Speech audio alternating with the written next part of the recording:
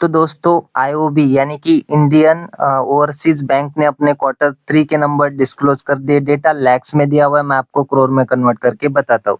So bank की इस quarter की टोटल इनकम रही है 9,671 करोड़। पिछले क्वार्टर में 9,214 करोड़ थी और पिछले साल 8,409 करोड़ की इनकम बैंक ने जनरेट की थी। तो ईयरली क्वार्टरली बैंक की जो टोटल इनकम है वो काफी अच्छी हमें बढ़ती हुई नजर आ रही है।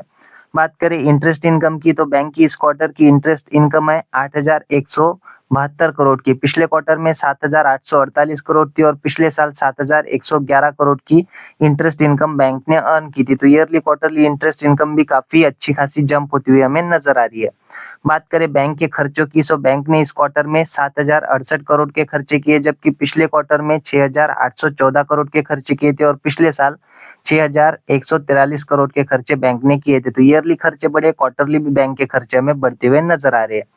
बात करें बैंक के ऑपरेटिंग प्रॉफिट की, तो इस क्वार्टर का है 2,603 करोड़। पिछले क्वार्टर में 2,400 करोड़ था और पिछले साल 2,266 करोड़ का ऑपरेटिंग प्रॉफिट बैंक जनरेट कर रही थी। ईयरली बेसिस पे देखिए, क्वार्टरली बेसिस पे देखिए तो ऑपरेटिंग प्रॉफिट भी बैंक का बढ़ता हुआ नजर आ रहा है। प्रोविजंस की बात करें तो इस क्वार्टर के प्रोविजंस रहे 1,235 करोड़ के। पिछले क्वार्टर में 672 करोड़ थे और पिछले साल 1,028 करोड़ के प्रोविजंस देखने को मिल रहे थे। तो ईयरली क्वार्टरली कंपनी के या फिर बैंक्स के कह सकते हो प्रोविजंस काफी ज्यादा बढ़ते हुए नजर आ रहे हैं, जो कि एक निगेटिव बात है। नेट प्रॉफिट की बात करें तो इस क्वार्टर का है 1,365 करोड़ का। पिछले क्वार्टर में 1,226 करोड़ था और पिछले साल 873 करोड़ का प्रॉफिट बैंक ने जनरेट किया था। तो ईयरली क्वार्टरली कंपनी बैंक का जो प्रॉफिट है वो तो हमें बढ़ता हुआ नजर आ रहा है, लेकिन प्रोविजंस अगर बैंक के घटते तो और भी ज्यादा प्रॉफिट बढ़ता हुआ नजर आता। बात करें एनपीएस की, बैंक के इस क्वार्टर के जो नेट एनपीएस देखने को मिल रहे हैं वो देखने को मिल रहे हैं 1.28% के। पिछले क्वार्टर में 1.20% के थे और पिछले साल 0.93% की एनपीएस देखने को मिल रहे थे। तो ईयरली क्वार्टर एनपीएस जो है बैंक के बहुत ही बढ़ते हुए नजर आ रहे हैं, जो कि एक अच्छी बात नहीं मानी जाती है। वही बात करें नेट प्रॉफिट मार्जिन की, तो इस क्वार्टर की है 14.11% की। पिछले क्वार्टर में 13.31% थी और पिछले साल 10.39% की नेट प्रॉफिट मार्जिन देखने को मिल रही थी।